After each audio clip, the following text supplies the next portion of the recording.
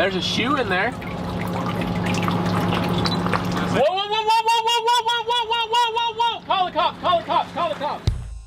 It started out, about 3 years ago, just getting in the rivers, to show what was out of sight, out of mind, and just a environmental cleanup.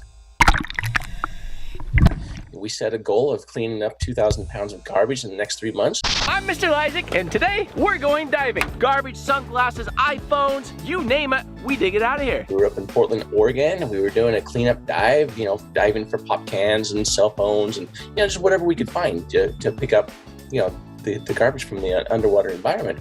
And then we accidentally ran into a car that was 40 feet deep. We went in for that car. We accidentally found 2 more cars.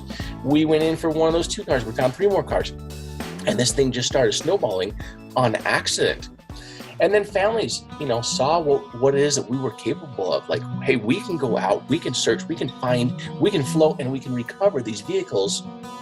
We have a lost loved one. Jared, do you think that you and your organization can come help us out? A family reached out from Warrenton, Missouri, and they said, he went missing, 6-9 months ago.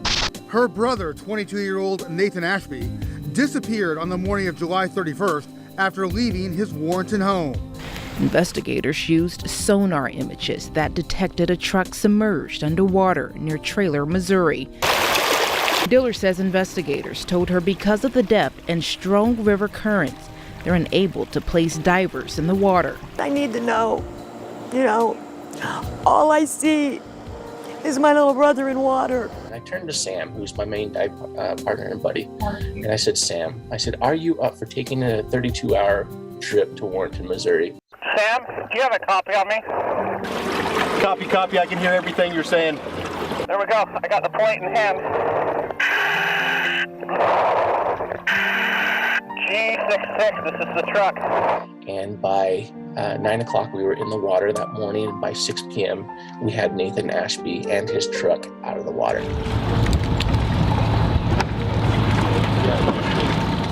And then, COVID hit, and it put us in lockdown, and we came out of that where, after the 30 days of, we all go back together and, hey, let's go do another recovery of a vehicle. And over in this area, we have what we're gonna call a big, kind of a vortex hole. And this is our deepest recovery that we had done to date. We found a Mazda 6. There's a shoe in there.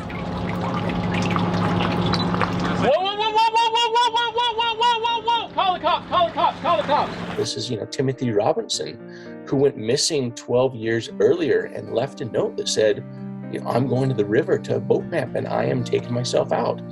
And here we are 12 years later. We now have been able to give that family answers. And that's our final turning point where we're kind of at now is that I turned to Sam.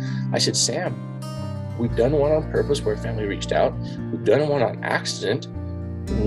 How do you feel about, us really focusing on and doing a fall road trip and see how many families we can go help? And in that period of time, we worked, 30 some odd cases, and we solved 2 more cold cases. Fast forward, here we are just a little over, a year later, we now have 10 cold cases that would have never been solved had the entire AWP community been a part of this. My gut right here is telling me, I think the dog is the big, the key in all this. Right. My wife and I had been married for almost 42 years when she just left one day. Roughly 8 o'clock she went missing. It was about 3:30 or so when I finally called the police and just said, hey, we've looked all over, can't find my wife. So it's been 146 weeks ago. Not a day goes by that you're not thinking about, possibilities, what happened.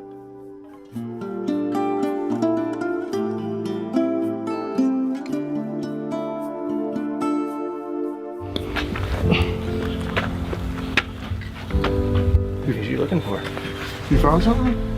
Yeah. You found something? We found a truck. On 10 feet of water. As we've learned, the human remains found in the truck pulled from the Missouri River in Cascade County earlier this month are those of Tammy Goff. As we've reported, Goff went missing from her home in 2018. Earlier this month, her husband called in a private search team to look for her. After 4 days of searching the river, they found her truck. Previous 148 weeks or 2.5 years, whatever you want to call that, we were searching for Tammy. It was from the time I went to sleep at night till I woke up in the middle of the night in the morning, it was, what am I going to do today to look for Tammy? It was very, very draining. I think anybody with a missing person, we're all hoping that they're going to turn up alive. You know, my fantasy was that Tammy would drive up into our driveway with her truck and say, you know, why is everybody all worked up? I just need to get away for a while.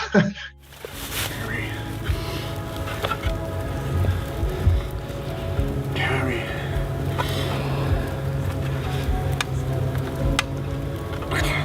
I can't believe it. I knew where she was. The moment alongside the river when they first told me that I'd seen the license plate, knew that it was her truck, and that they told me that she was inside, that it was just this whole 2.5 years of load just fell off of my shoulders. That's when I knew why they do what they do. We used the word closure a lot in the very beginning, and families started reaching out to us and they said, you know, Jared, it's not closure that you've given us, it's answers that you've given us, because we're never closing the chapter as to, oh, well, this chapter's now closed, you know, we don't ever have to think about that again. We now have the answers as to what happened and the where, you know, and now they have the ability to have a proper memorial service for them, and the healing then begins.